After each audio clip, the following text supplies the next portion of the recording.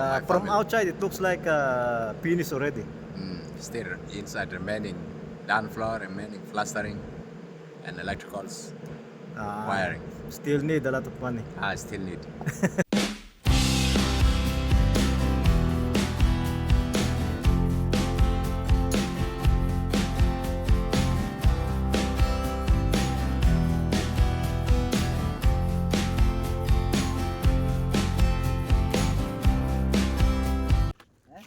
Meron uling batang nagbebenta ng saging, oh. Huminto nung makita ako. How much? How much? 10K. This one. 10K? 10,000. And then cut 5,000. This one 5. Expensive. Expensive, huh? Take the 5, take the 5. The 5 only.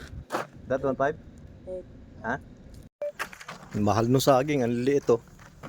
A little. Ang liliit, 4,000 yan. 7 pieces, ha? Eh. Kaya lang, pag may nakikita ako mga batang nagbebenta ng kung ano-ano, bumibili ko, eh.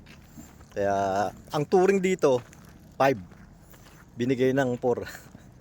Okay na rin yan. Maybe it's the same boy that sometimes I used to buy, Yeah. Good. That's why When he saw you before. when he saw me, he stopped and wait for us. And it was not been caught. So maybe he knew you. Maybe he knew me. That's why he even raised the price up. He raised it. Raise the price, ha? Raised the price up. 10,000. 5,000. The other one, last price is 8,000. The small one, the last price is 4,000. Too much. May bisita ako ngayon, si Onek. Hello, Onek. Yes, Peter. Good morning. Thanks for visiting, ha? Welcome. We are neighbors here. Wala naman kaming trabaho, eh. And we don't have work now. You see? Workshop is empty. Workshop is empty. Even mine there, I only works on one, then I came to Rotes. So, you brought this one for a test drive? For Rotes, yeah. Nagte-test drive siya, napadaan lang dito. So, I saw your house, ha? Yeah. The one you sent me, ha? Yeah. It's very nice. Yeah, God has helped me at least to Yeah, it's very nice. make a place for my From family. outside, it looks like finished already.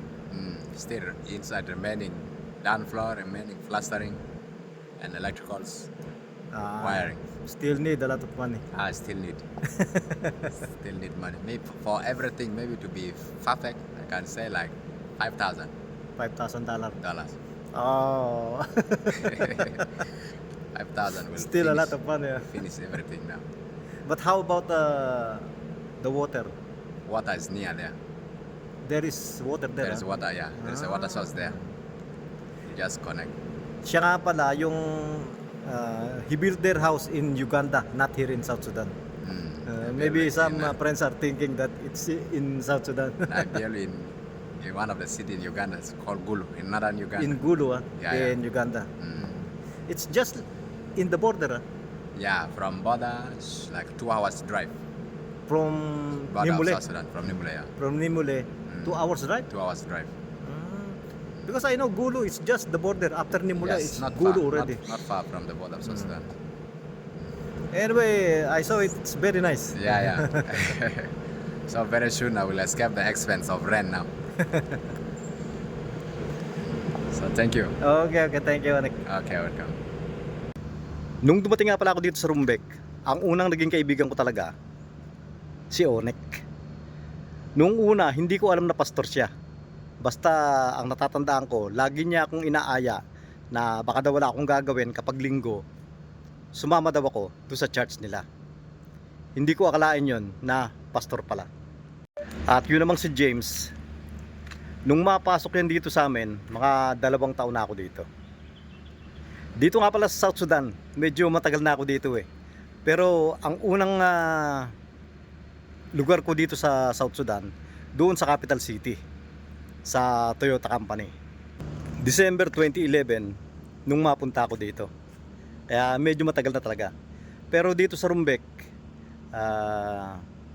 2019, January. Kaya dito matagal na rin eh. Dahil 2019, 2025 na ngayon. Mag-6 na taon na rin ako dito.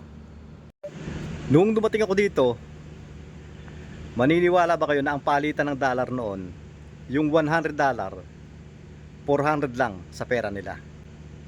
Noong panahon na yon, ang pera nila 1, merong 5, yung 10 kulay asul. Tapos meron silang 25. Wala pang 20 noon, 25. Tapos pinakamalaki nila noon 50. At pagkatapos noon, naglabas uli sila ng mga bagong pera nila. Tinanggal na nila yung 25. Tinatanggap pa rin nila pero hindi na 25 yung inilabas nila. 20 na. At yung 100. Yung 100 kulay blue rin. Kaya ang ginawa nila doon sa 10, ginawa naman nilang green. At pagkaraan uli ng ilang taon, naglabas naman sila ng 500 na. At yung 1,000, kailan na lang yan eh. Hindi pa masyado nagtatagal yung 1,000 na yan. Sa ngayon, ang palitan na ng pera nila, 600,000 na yung $100. Ganong kalaki yung ipinagbago.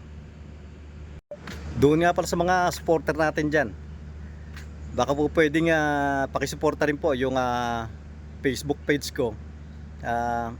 Medyo maliit pa eh. Maliit pa lang talaga. 200 plus pa lang yung follower ko doon. Ilang buwan na. Hindi nire-recommend kasi ng Facebook eh. Kaya baka po pwedeng pasuporta lang para madagdagan man lang kahit konti yung mga follower ko doon. At yan lang po muna sa ngayon mga bayan. Sana po nagustuhan nyo rin yung shinare ko ngayon. At bago ko nga pala tapusin, shoutout po muna ulit tayo. Shoutout po kila Pablo Garcia. Shoutout din po kay Raimundo Apostol, Abelardo Perez, at kay Bencio Gubaton. At sa lahat po ng mga sumusubaybay sa channel natin, maraming salamat po.